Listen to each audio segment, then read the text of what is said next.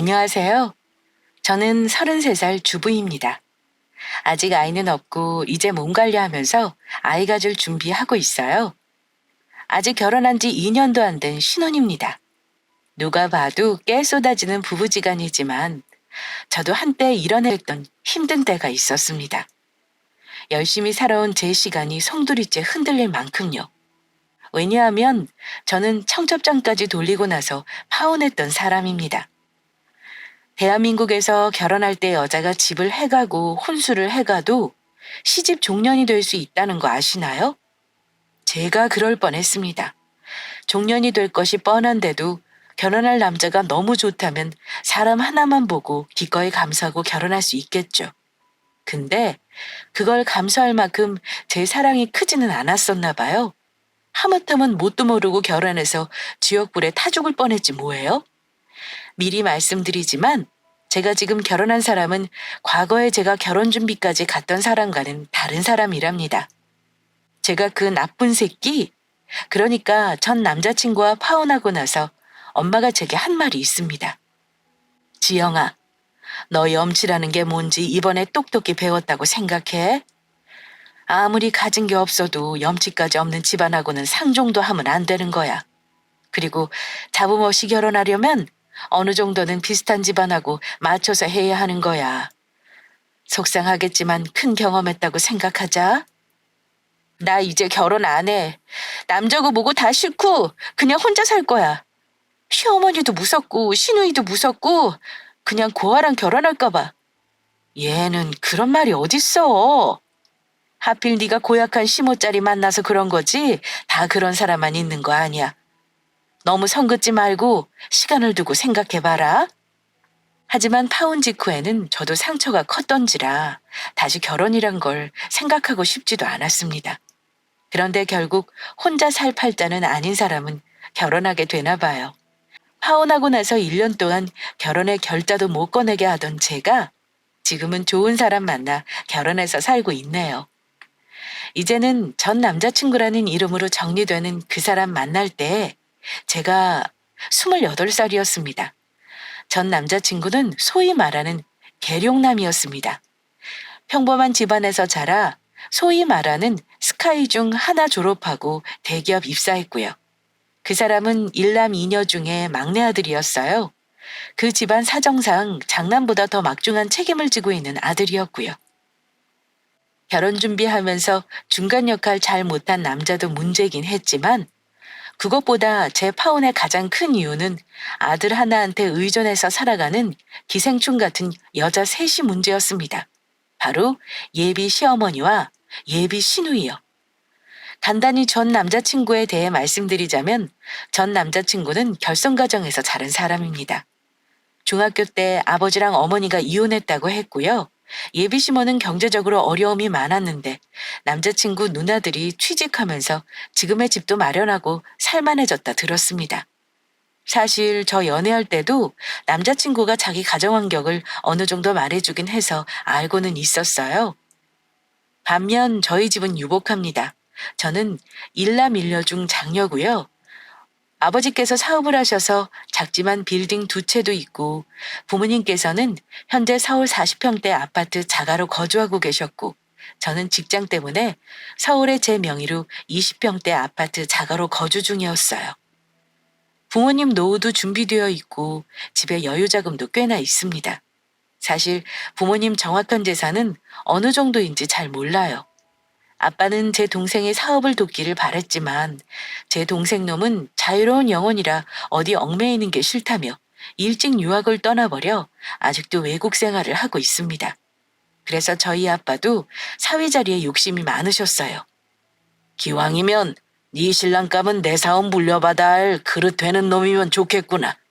아빠는 딱 보면 아니까 결혼할 사람 있으면 얼른 아빠 먼저 보여줘라. 알겠지? 아빠도 참 요새 그런 족벌 경영 옳지 않은 거 알지? 왜 자꾸 가족이랑 하려고 해요? 그럴 만한 놈이 아니면 어쩌려고 그래? 그냥 전문 경영인을 고용하는 게 좋지. 정 안 될 것 같으면 나한테 물려주던가요? 그것도 방법이지. 네가 잘 몰라서 그런가 본데 서민갑부 같은 거 봐라.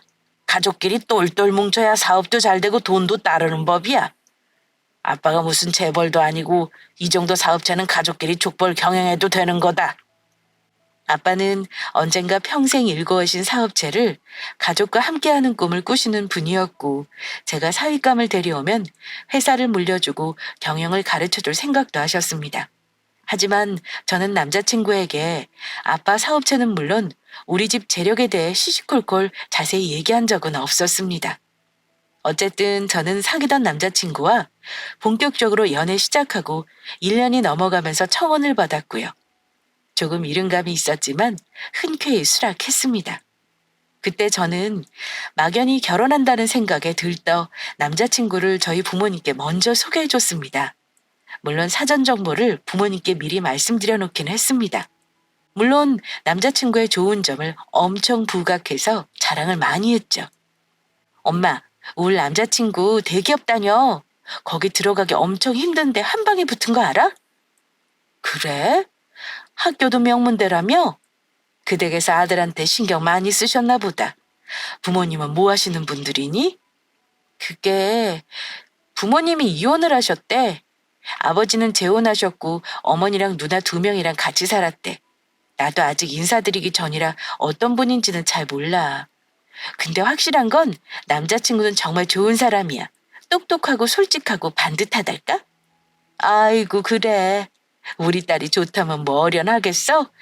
아들 키우느라 엄마가 혼자 고생 많으셨겠네. 엄마는 어려운 환경에서도 아들을 훌륭하게 키우신 분이니 분명 좋은 분이실 거라 말씀하셨어요. 저 역시 그럴 거라 생각했고요. 그리고 남자친구가 인사하러 왔을 때 따뜻하게 대해주셨습니다. 남자친구는 긴장을 많이 했었는데 우리 부모님은 곤란한 질문은 아예 하지 않으셨어요.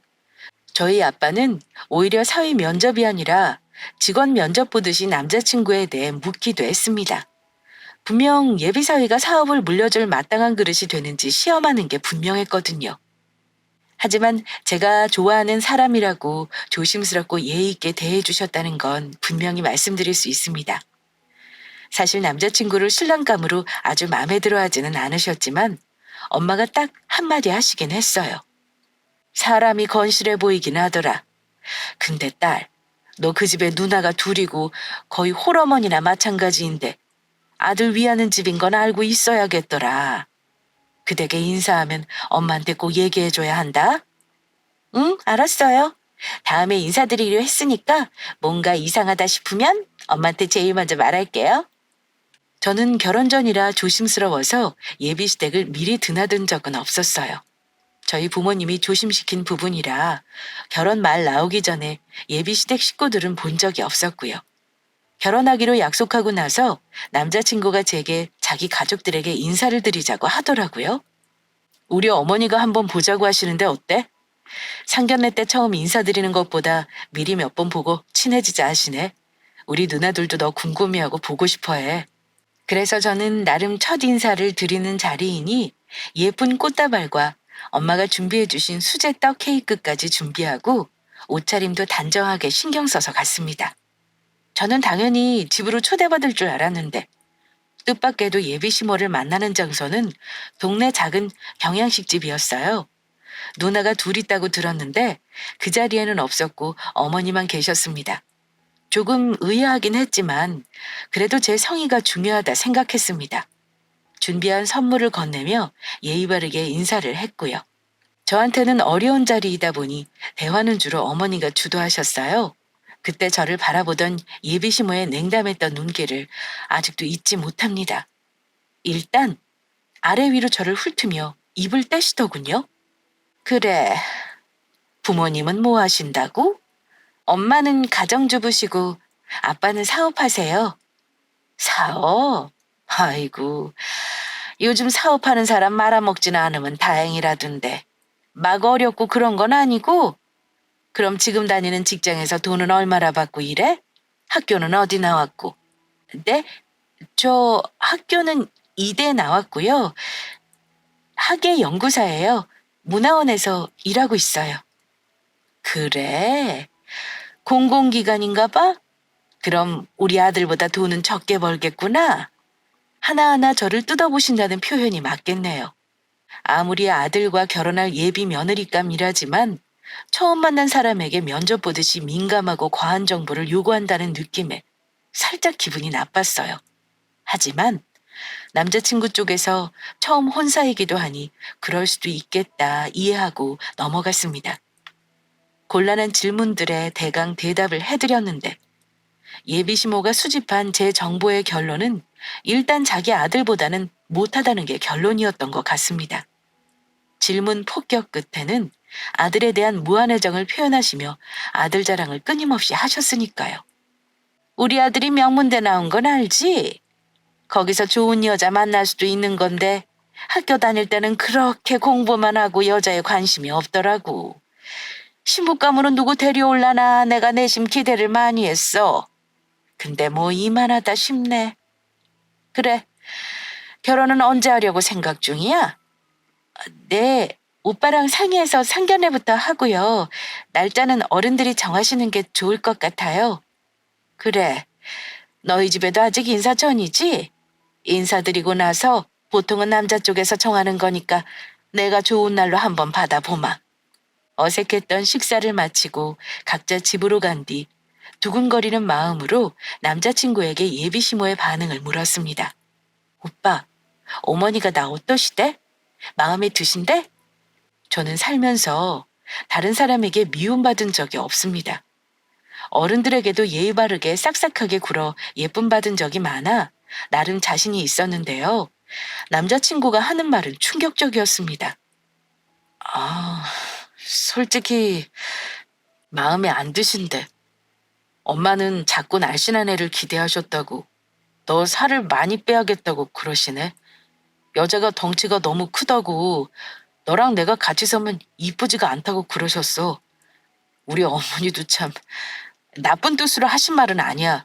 워낙 내가 최고인 줄 아시는 분이셔서 그런 거니까 너무 기분 나빠하지 말고.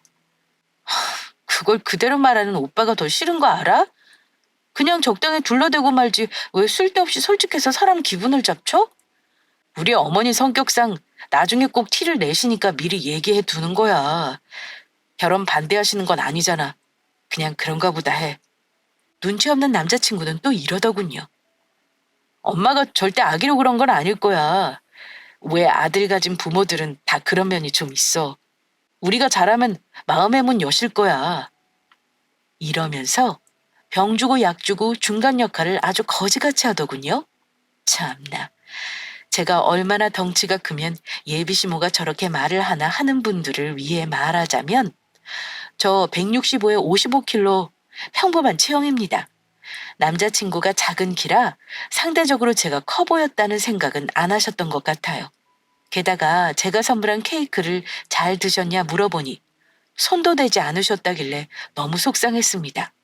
그냥 내가 뭔가 마음에 안 차시나 보다 생각할 수밖에 없는 상황이었어요. 어쨌든 이미 결혼하겠다 인사를 드렸으니 애써 좋은 분들이라 생각하고 남자친구 어머니와 누나들을 소소하게 챙겨드렸고 남자친구는 우리 집의 명절에 선물에 편지 챙겨드리곤 했습니다. 저는 차마 우리 부모님께 그런 말씀은 못 드렸고요.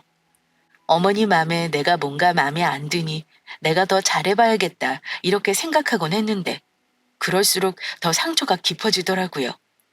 그런데 그 이후 사건이라고 하긴 좀 그렇지만 그 후 예비 시어머니가 제게 남자친구 없이 따로 만나자고 한 적이 있었어요. 어머니 의중을 알 수 없어 굳고 사양했지만 식사만 가볍게 하는 자리라고 시누이들이 같이 보자는 말에 너무 거절하는 것도 예의가 아닌 것 같아 자리에 나갔습니다. 그런데 그 자리에서 나름 충격적인 대화가 오고 갔었어요. 맛있는 식당이 생겼다고 밥 한 끼 하자고 하셨으니 그냥 부담 없이 나간 거였는데 그 자리에 예비 시누이들도 와 있더라고요. 밥 먹는 동안 예비 시모가 어머님이 서로 양보하고 살아라, 예쁘게 살아라, 좋은 얘기 해주시고 저도 기쁜 마음으로 내내 하고 들었고요. 밥 다 먹고 커피 한 잔씩 마시는데 갑자기 2살 많은 시누이가 이러는 겁니다. 근데 올케가 집이랑 혼수랑 다 해오는 거지? 하더라고요. 마시던 물이 목에 턱 걸리는 경험은 처음이었습니다.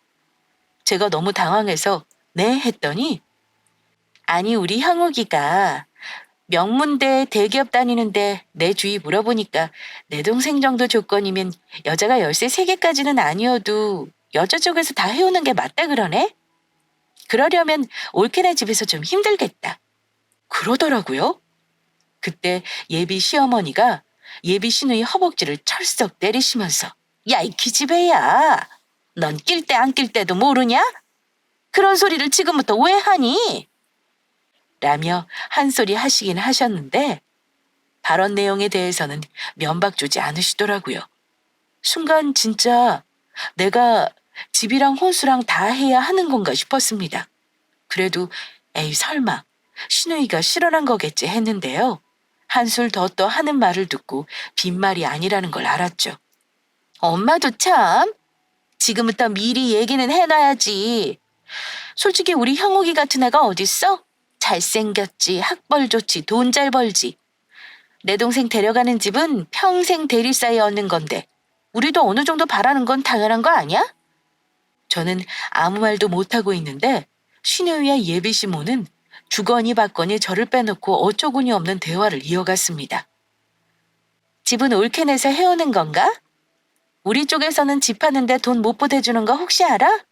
올케 혼수랑이에다는 한 얼마 정도로 생각하고 있어?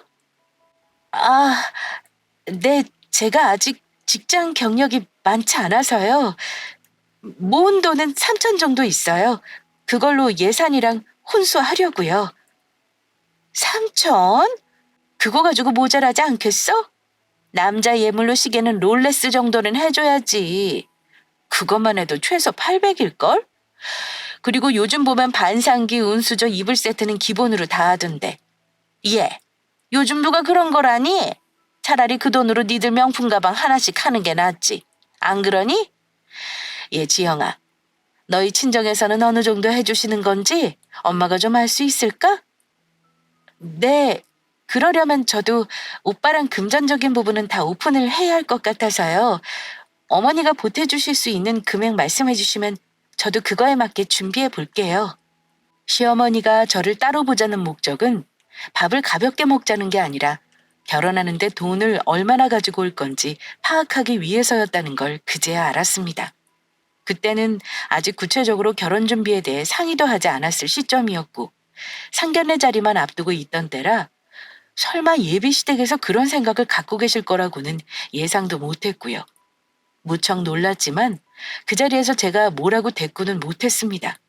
저희 엄마가 하시면 이 결혼 어프라고 펄펄 뛰실 것 같아서 우선 남자친구랑 얘기를 나눠봤죠. 오늘 오빠 엄마랑 누나들이 나한테 대놓고 혼순이 예단이니 물어보셨어. 아직 우리 집에는 말씀 안 드리긴 했는데 우리 서로 할 수 있는 만큼만 하기로 한 거잖아. 우리 집에서 무작정 다 해줄 수는 없는 노릇이고 오빠가 결혼 비용으로 쓸 수 있는 돈은 얼마인 거야? 그래야 나도 준비를 할 수 있을 것 같아. 내가 엄마랑 얘기해 볼게. 너한테 혼수 얘기한 건 누나가 아마 생각 없이 한 말일 거야. 우리 힘으로 결혼하기로 했는데 그런 말에 부담 가질 필요 없어. 그래도 오빠 어머니 생각은 다를 수도 있으니 한번 물어봐. 상견례 전에 어느 정도 의견 조율하고 만나는 게 좋은 거잖아. 나도 부모님한테 말씀드려야 하니까 금전적인 거 나한테 말 안 한 거 있으면 지금 오픈했으면 좋겠어. 오빠 알겠지만 내가 모은 돈은 3천이야.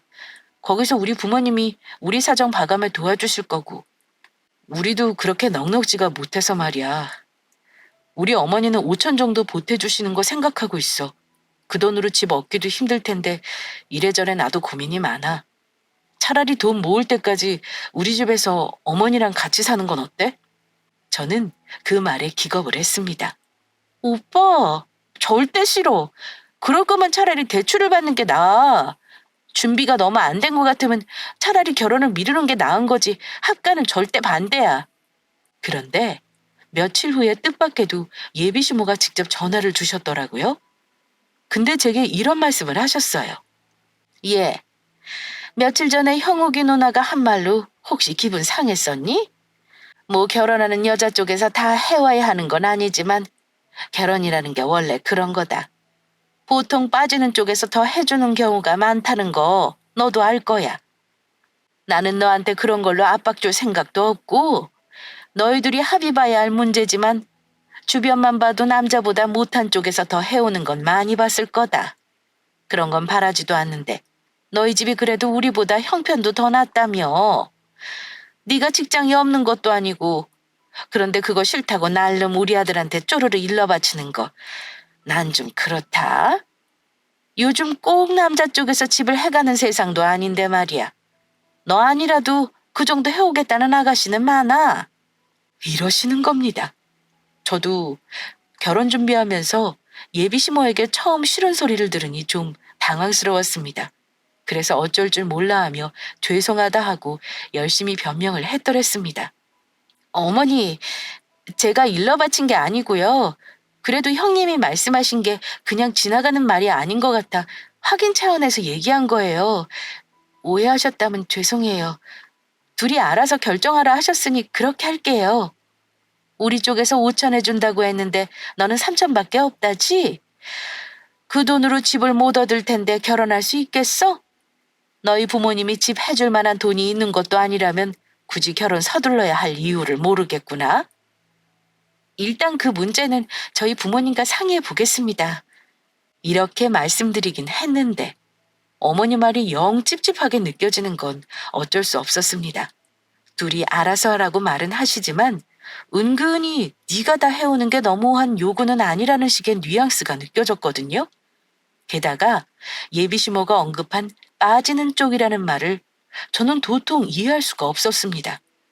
분명 경제력을 가지고 말하는 것은 아닌 것 같았고 제가 당신 아들보다 학벌이니 직업이니 이런 것들이 부족하다고 생각하셨던 것 같아요. 남자친구와 둘이서 연애만 할 때는 아무 문제가 없었는데 이상하게 결혼 말 오가고 예비시대 가족들을 만나면서부터 문제가 생기고 마음이 편치가 않았습니다. 결혼 비용 문제도 제가 생각했던 것보다 너무 준비가 안 된 남자친구 때문에 속상했고요. 저 같은 경우 제가 모은 돈은 3천이지만 남자친구가 맘에만 든다면 집이라도 해주실 기세였거든요. 하지만 일련의 상황을 쭉 겪어오면서 제가 그럴 마음이 점점 없어진다는 게 문제였죠. 제 생각과 너무 다른 모습의 시어머니도 힘들었고 특히 남자친구 누나 2분 중 저보다 2살 많은 둘째 누나가 우리 결혼 준비 과정에 지나친 간섭을 한다는 것도 저를 많이 힘들게 했습니다. 남자친구 둘째 누나는 딱 봐도 예비시모와 성격이 많이 비슷해 보였습니다. 이제부터 내가 말라도 되지? 이제 가족 될 거니까 편하게 지내야지. 야야거릴 수는 없으니까 올케라고 부를게? 네, 편하게 말 놓으세요. 우리 형욱이가 순해가지고 여자 말을 좀 잘 듣거든. 올케가 여우 같아 보이진 않아서 다행이야. 여우 같은 년 만나면 내가 걸러주려고 했는데 그래도 여자 보는 눈은 좀 있네? 이런 말을 하는데 칭찬인지 욕인지 잘 모르겠더라고요. 아무튼 좋게 말하면 스스로 먹고 화통한 성격인 것 같았습니다. 첫 만남부터 편하게 말을 놓고 제 SNS를 물어보더니 팔로우까지 했습니다. 순진한 저는 진짜 언니처럼 친하게 지내려나 싶어 좋았습니다. 늘 해오던 대로 아무 생각 없이 남자친구와 데이트하는 사진도 올리고 선물 받은 것도 올리고 했는데요. 한 번은 남자친구와 같이 있을 때 생일 선물로 받은 지갑 사진을 올린 적이 있었습니다. 그런데 갑자기 남자친구 핸드폰으로 전화가 오더라고요. 바로 남자친구 둘째 누나였습니다. 야, 김영욱, 너 또 여자친구한테 돈 썼냐? 지금 올라온 거 지갑 명품이던데 그거 네가 사준 거 아니야? 누나, 내가 사주던 말던 누나 돈도 아닌데 뭔 상관이야. 신경 꺼. 어우, 답답하. 넌 결혼한다는 애가 언제 돈을 모으려고 그래? 아니, 네 여자친구도 그래. 사준다고 해도 말려야 하는 거 아니야? 이런 식으로 제가 받은 선물들을 안 잊고 게 생각했습니다. 그런 전화 받고 나면 남자친구는 또 제게 고지고대로 말을 합니다. 누나는 내가 결혼 앞두고 돈 쓰는 게 못마땅한가 봐. 뭐 그럴 수도 있지. 내가 뭐라 했으니까 앞으로는 안 그러겠지만 너도 그냥 사진 올리고 그러는 거나 하지 마. 괜히 누나들이 보고 기분 나쁠 수도 있으니까 말이야. 그래도 그런 거 일일이 신경 써야 할 줄은 몰랐어. 그냥 봐도 못 본 척 해주면 안 되는 거야? 저는 자랑질하려고 올리는 게 아니라 그 공간은 나름 제 일기장처럼 추억을 남기는 공간으로 사용하는 건데 그 일이 있고 나서는 남자친구 누나 눈치가 보여 사진이든 뭐든 한 번도 게시한 적이 없었습니다. 제 개인적인 사진들도 많았는데 그런 것도 다 보고 있겠구나 하는 생각에 찝찝하기도 했고요. 그런데 남자친구 누나는 남자친구가 돈을 못 모을까봐 걱정하는 게 아니라 저한테 돈을 쓰는 게 아까워서 그런 거였다는 걸 얼마 지나지 않아 엉뚱한 사건으로 인해 알게 되었습니다. 남자친구가 갑자기 고가의 안마의자를 사야겠다며 알아보더라고요. 엄마가 요즘 몸이 안 좋으신가 봐. 안마의자 하나 사드리려고 하는데 뭐가 좋을까? 우리 아빠가 쓰시는 거 좋던데. 근데 그게 한두 푼도 아니고 몇백 하는 건데 오빠 돈으로 사려고? 누나들이 돈 쓰는 거 아끼라고 하지 않았어? 그래서 나도 누나들하고 같이 나눠서 사자고 했는데 말 꺼냈다가 본전도 못 찾았어. 어? 그게 무슨 말이야, 오빠? 당연히 형제들끼리 부담을 나눠야지. 누나가 너 만나기 전엔 안 그러더니 연애하면서부터 가족들한테 돈 안 쓰고 너한테만 돈 쓴다고 뭐라고 하더라고. 괜히 너 욕먹이는 것 같아서 그냥 내가 산다고 했어. 그걸 남자친구에게 전해 듣는데 순간 황당하더라고요. 기분이 나쁘기도 했고요. 아니, 오빤 왜 그걸 가만히 듣고 있었어? 누가 들으면 내가 오빠 등골 빼먹는 년인 줄 알겠어. 내가 무슨 꽃뱀도 아니고 오빠 누나들은 왜 그래? 너 하나라고 한 말은 아닌데 뭘 그렇게 민감하게 반응하고 그래. 별거 아니야. 여자들은 그렇게 생각할 수도 있다는 거지 뭐. 나는 괜찮아. 오빠는 괜찮을지 몰라도 내가 안 괜찮아. 앞으로 차라리 나한테 그런 말을 아예 하지 말던가. 왜 쓸데없이 솔직해서는 사람 마음 불편하게 하는 거야? 그런 소리 들으면 내가 오빠 누나들 보기 불편할 거란 생각은 안 해본 거야? 그런가? 나는 너도 알고 있으라고 한 말이지 서로 보기 불편할 거라는 생각은 안 해봤는데. 오빠 이렇게 센스 떨어지는 사람인 줄 몰랐네. 정말 실망이다. 시누이 될 누나분들이 둘 다 사근사근한 스타일이 아니긴 했지만 다 큰 남동생이 돈 쓰는 걸 그렇게 안 입곱게 생각하고 간섭하는 사람인 줄을 몰랐습니다. 솔직히 말하면 남자친구가 저에게 하는 만큼 저도 합니다. 아니 정확히 계산해보자면 제가 연애하면서 돈 더 많이 썼습니다. 남자친구는 대기업 다닌다고 월급 펑펑 쓰는 사람이 아니었어요. 오히려 월급은 적어도 돈에 구애받지 않은 제가 데이트 비용이니 남자친구 옷이니 하고 싶은 대로 많이 해줬어요. 근데 결혼할 때 돼서 남자친구 가족들한테 저런 취급을 받는 게 얼마나 억울했는지 모릅니다. 그 일을 겪고 나서 저도 마음이 좋지 않은 건 당연했고요. 당연히 스스럼 없이 시누이들하고 친하게 지내겠다는 생각은 점차 없어졌습니다. 엄마는 이상한 점이 있으면 꼭 미리 말하라고 신신당부하셨었는데 막상 그때는 자잘하게 하는 마음고생을 엄마에게 말하지 못했습니다. 결혼하기로 한 약속을 쉽게 어기면 안 된다는 마음이 강했었던 저는 어떻게든 절차를 밟아나가려고 노력했고요. 상견례도 양가 어른들 의견 조율해가며 날짜를 잡았습니다. 상견례 일주일 전에 제가 부모님한테 솔직히 말씀드렸던 건 남자친구 쪽에서 가능한 결혼 비용 정도였습니다. 제 말을 들은 부모님 얼굴이 많이 어두워지시더니 아빠가 그러시더군요. 아빠는 사람이 제일 중요하다고 생각해. 네가 다 감안하고 꼭 그 친구랑 결혼하겠다고 하면 아빠가 도와주마. 근데 아니다 싶으면 그것도 솔직히 말해야 한다. 알았어요, 아빠. 결혼은 우리 힘으로 하고 싶었는데 결혼이라는 게 쉬운 게 아니네요. 부모 도움 없으면 힘들게 시작하는 게 결혼이야. 아빠는 네가 힘들게 시작하는 거 원치 않아서 그러는 거고. 경제적으로 힘든 건 아빠가 도와줄 수 있지만 다른 걸로 힘든 게 있으면 아예 시작하지 않는 게 좋다. 무슨 말인지 알겠지? 아빠 말을 들으며 고민을 많이 했습니다. 이미 답은 나와 있는 건데도 왜 그리 마음이 혼란스럽기만 했었는지 모르겠습니다. 저는 상견례 날까지 고민만 수백 번 하며 시간을 보내고 말았고요. 마침내 결혼으로 가는 가장 큰 관문인 상견례 날이 되었습니다. 그날은 제 인생 최악의 날이 되어버렸지만요. 그날 우리 가족과 남자친구 가족이 만난 자리에서 결국은 파혼이라는 걸 결정했거든요. 사실 상견례라는 게 얼마나 어려운 자리입니까? 말 한마디라도 혹여 실례가 될까 조심하는 자리인데 그 자리에서 예비시모가 한 행동은 남자친구를 좋게 보려고 애썼던 우리 부모님의 마음을 완전히 돌려놔 버렸습니다. 예비시모는 대뜸 돈 얘기부터 꺼내시더군요. 미리 들으셨겠지만 애들이 둘 다 모은 돈이 많이 없어서 제가 걱정이 많네요. 사돈댁에서도 알고 계시지요? 아, 예. 그래서 오늘 자세히 상의를 좀 해볼까 합니다만. 아빠가 말을 이어나가려 하는 그때 갑자기 시어머니가 저희 아빠 말을 막으며 먼저 말을 하더라고요. 아니, 제가 먼저 말씀드리죠.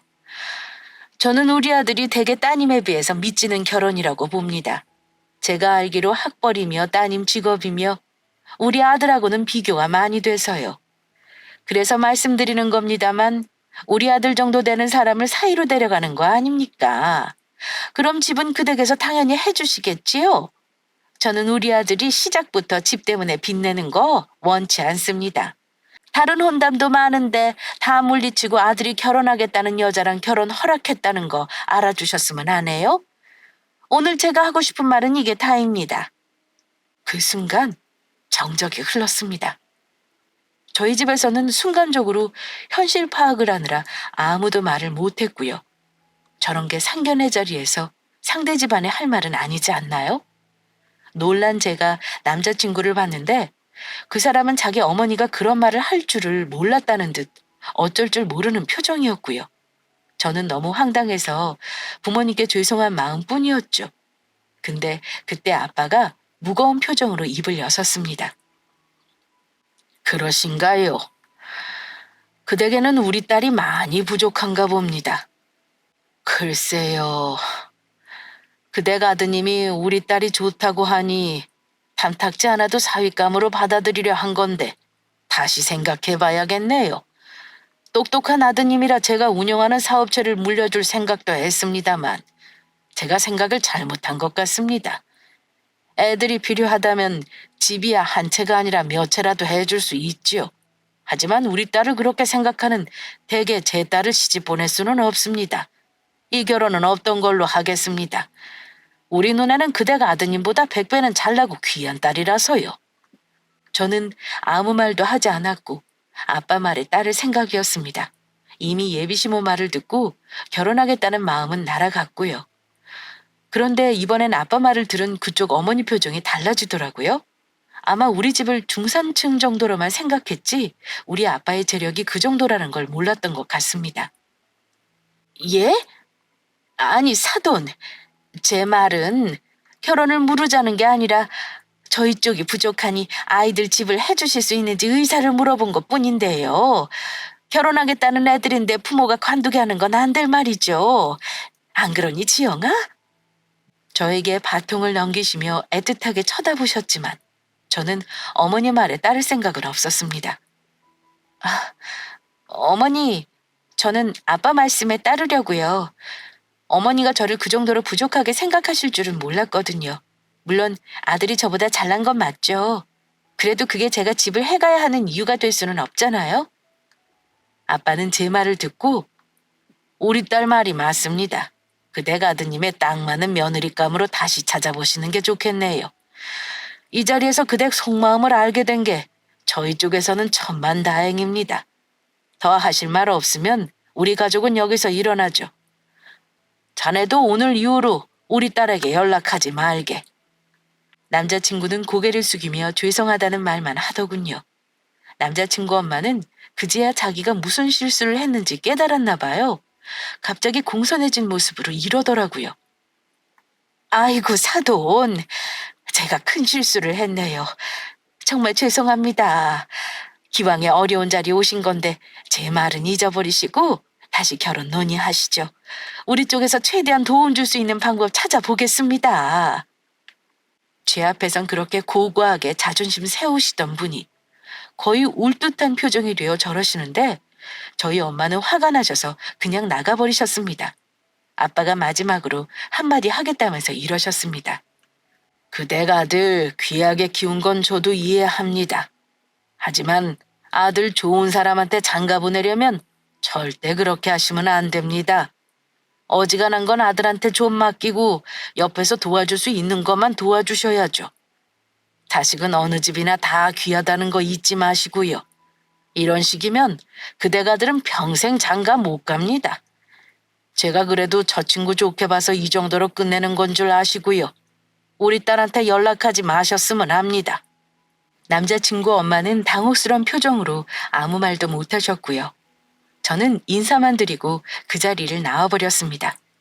옆에 있던 시누이들도 당황스러웠는지 저를 붙잡지는 못하더군요.